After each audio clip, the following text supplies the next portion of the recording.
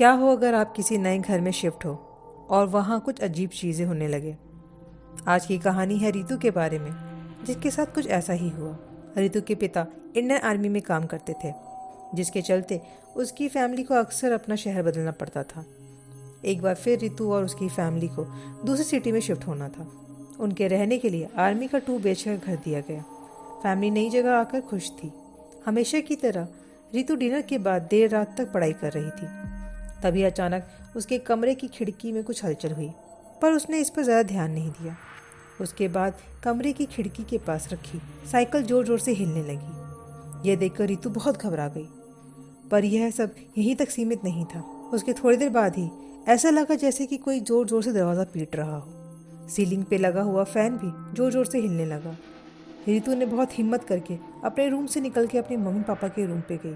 उसने अपने mummy papa को उठाया और उन्हें सारी बातें बताई, लेकिन उन्होंने उसकी बातों पे यकीन नहीं किया।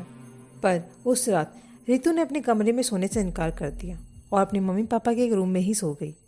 अगले दिन उसने फिर से सारी बातें अपने मम्मी पापा से कही, पर उसके पापा ने कहा कि हो सकता है कि ये उसका कोई बुरा सपना हो जिसे वो सच मान रही हो।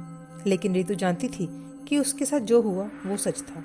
रात होने पर रितु की मम्मी ने उसे सोफे पे सोते हुए देखा, तो उन्होंने उससे कहा कि अपने रूम में क्यों नहीं सो रही हो। लेकिन रितु ने अपने रूम में सोने से मना कर दिया। ऐसे ही कुछ दिन रितु बाहर वाले कमरे में सोती रही। यह सब देखकर उसकी मम्मी ने उसके पिता से कहा कि हो सकता है कि रितु जो कह रही हो वो सच हो। घर में उस कमरे में कुछ तो गड़बड़ होगा, तभी वो उस कमरे में नहीं सो रही। इतना सुनते ही उसके पिता ने उन दोनों से कहा कि सब तुम दोनों का वहम है, ऐसा कुछ नहीं है। आज रात मैं उस कमरे में सो जाता हूँ, अगर कुछ हुआ तो मुझे भी दिखेगा। उसके बाद रात होने पर रितु के पिता रितु के कमरे में सोने चले गए। अगली रात जब सुबह हुई तो वो रूम से बाहर निकले और उन्होंने कहा, देखा, मैं तुम्हें कहा था कि घर में कुछ भी नहीं है, ये सब तुम्हारे दिमाग में है। रितु को बहुत हैरानी हुई कि उसके पिता के साथ कुछ नहीं हुआ, उनको कुछ नहीं दिखा। लेकिन फिर भी रितु अपने कमरे में ना सोकर बाहर सोफे पे ही सोती रही। कुछ दिनों बाद उन लोगों ने वो घर छोड़कर दूसरे क्वार्टर पर शिफ्ट कर लिया। दूसरे घर में शिफ्ट होने के बाद उसकी मम्मी ने उसके पिता से पूछा कि उन्होंने इतनी जल्दी दूसरे घर में क्यों शिफ्ट करने का फैसला किया। तब उसके पिता ने बताया कि उस रात रितु के पापा को उस रूम में नींद नहीं आई। पूरी रात साइकिल जोर जोर से हिलती रही और दरवाजे पर आवाज़ होती रही। रितु और उसकी मम्मी डर न जाए, इसलिए उन्होंने पूरी रात स्मोक कर कर जाग कर निकाली।